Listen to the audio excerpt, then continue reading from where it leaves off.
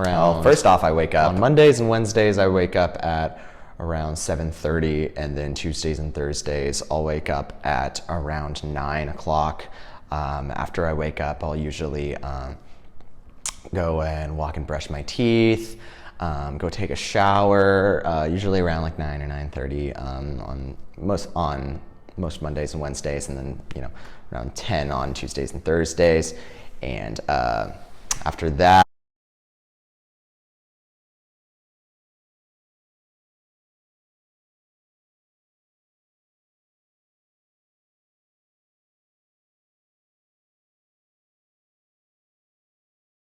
usually when I get breakfast, I go to LLC because it's the best breakfast place on campus, all things considered, yeah. And I usually get like a breakfast burrito, or I'll get some cereal, get a lot of fruit, get some tea sometimes. Usually after I do all that, I go back to my room, watch some Netflix, or like relax, read a book. Recently I just finished a book by Scott Jurek called Eat and Run. It's about his experiences as a world-class ultramarathon runner and being a vegan, greatest ultramarathon runner of all time. He talks about his mindsets and how he runs, and I apply that to my running as I run ultramarathons.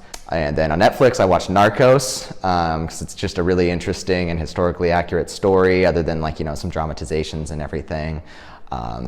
I think it's very interesting. The actor of Pablo Escobar is fantastic. I think what I've learned best in college is how to study properly and how to really apply myself to my studies and how to connect my studies. So for instance, over the last couple months, I've been studying a lot of sociology and economics in order to apply that to the stuff that I want to do in journalism. Sociology and economics go hand in hand really well because it kind of teaches the societal constructs of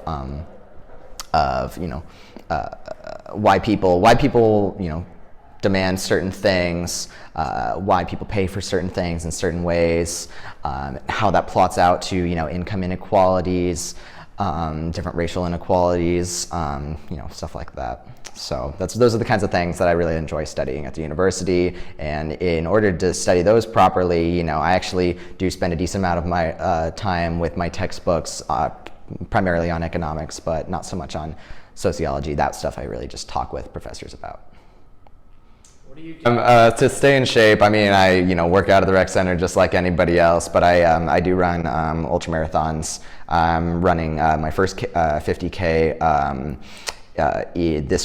this upcoming weekend actually, which is called the Sasquatch 50K. I will run from a couple loops in Eugene. I run from my dorm to the top of Spencer's Butte and back. And then, I'll do some loops around some other hills as well, spend some time out in the trail system, the Ridgeline Trail system. And then other than that, I'll go to Mount Pisgah, which is a fantastic hike. I highly recommend it. It's the one that a lot of people around the university don't know about. People talk about Spencer's Butte all the time. Mount Pisgah is a very, very, very beautiful place. That is a very simple hike that looks over all of Eugene. There's a big trail system that I run through there. So yeah. It's the kind of stuff that I do to exercise. I also do yoga, which is a great way to really learn how to relax your mind, to be okay in uncomfortable situations. You can apply the things that you learn in yoga to class also. And I think that's a very beneficial thing that I've took up on campus. Take us through your daily workout. If you could. My daily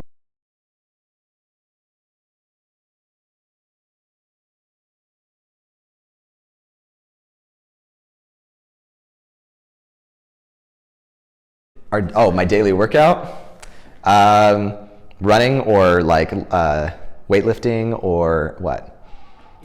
Either? Okay, so running, so like weekly, if I'm training for right now, I'm training for my race that is this next Saturday. I will run around, I'm going to say 12 to 14 miles per run, probably 2 to 3 times per week. And then usually I'll do a longer one on either Saturday or Sunday morning, which will usually range around 16 to 20 miles.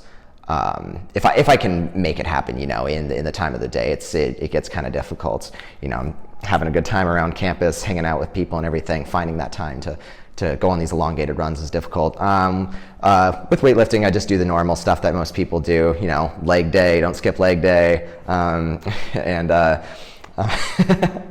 And you know, I'll do the normal bench press and the pull-ups and the push-ups and all that stuff. And make sure that you integrate a lot of, you know, that you don't only do, you know, the very stock and normal big weighted exercise, but you know, you also expand by doing things like yoga. You know, what a lot of people don't realize is yoga is incredibly physically demanding. You know, there's moments where you have to like, what do I do to blow off steam?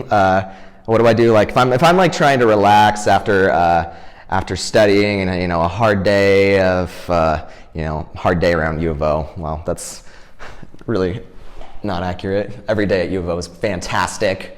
I usually will like play some guitar with my roommate. He plays the mandolin. We'll like jam. Yeah, we'll have a good time. You know, we'll talk about some different stuff, talk about the kinds of stuff we study.